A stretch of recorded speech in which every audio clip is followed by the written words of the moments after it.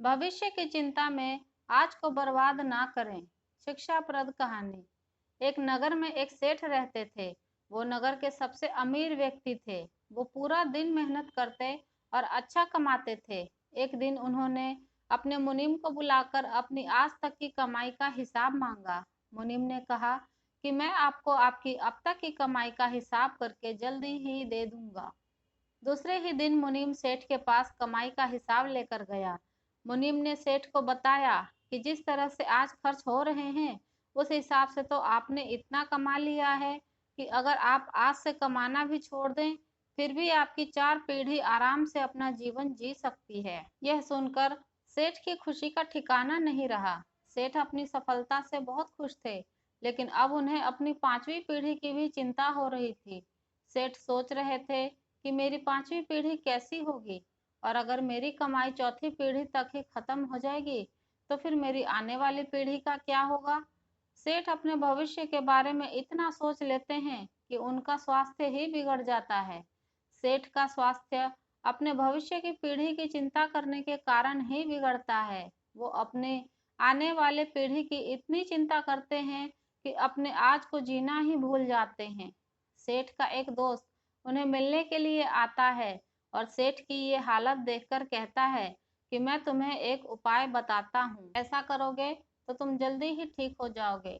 सेठ ने कहा कि मैं बहुत दिनों से बीमार हूँ, मुझे तुम जल्दी से ठीक होने का कोई उपाय बताओ। दोस्त ने कहा कि तुम एक पंडित को अपने घर पर खाने के लिए बुलाओ और गांव में भूखे बच्चों को खाना खिलाओ, तुम जल्दी ही स्वस्थ हो जाओगे। सेठ ने अपने दोस्त की बात मान ली और पास में जो पंडित रहते थे, उनके घर गए और उन्हें कहा कि आप मेरे घर पर खाना खाने के लिए पधारिए। लेकिन पंडित जी ने कहा कि आज तो हमें किसी दूसरे के घर खाना खाने के लिए जाना है, हम आज नहीं आ पाएंगे। सेठ ने कहा कि अच्छा ठीक है, क्या कल मेरे घर पर खाना खाने के लिए आ सकते हैं। पंडित जी ने कहा कि मैं कल की चिंता नहीं करता, मैं अपना कल भगवान के हाथ में छोड़ देता हूँ। पंडित जी की बात सुनकर सेठ हैरान हो गए। बाद में सेठ जैसे उसके दोस्त ने बताया था, वैसे ही अपने गांव के उन बच्चों के पास जाता है जिन बच्चों को आसानी से दिन के एक समय का खाना भी नहीं मिलता हो।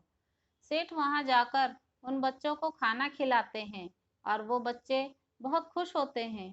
वो बच्चे बिना कल की चिंता किए अपना आज बड़े मजे से जीते हैं। सेठ समझ गया, कल की चिंता करना अच्छी बात है, लेकिन बदले में आज की खुशियों को नजरअंदाज करना मूर्खता है। कहानी की सीख। ये बात सच है कि हमें अपने भविष्य की चिंता करनी चाहिए और अपने भविष्य के बारे में सोचना चाहिए, पर वो सब चिंता एक हद में करनी चाहिए। कई बार ऐसा होता है कि लोग अपने भविष्य के बारे में इतना ज़्यादा सोचते हैं कि अपना आज ही जीना भूल जाते हैं। कल की चिंता छोड़कर आज में जीना चाहिए।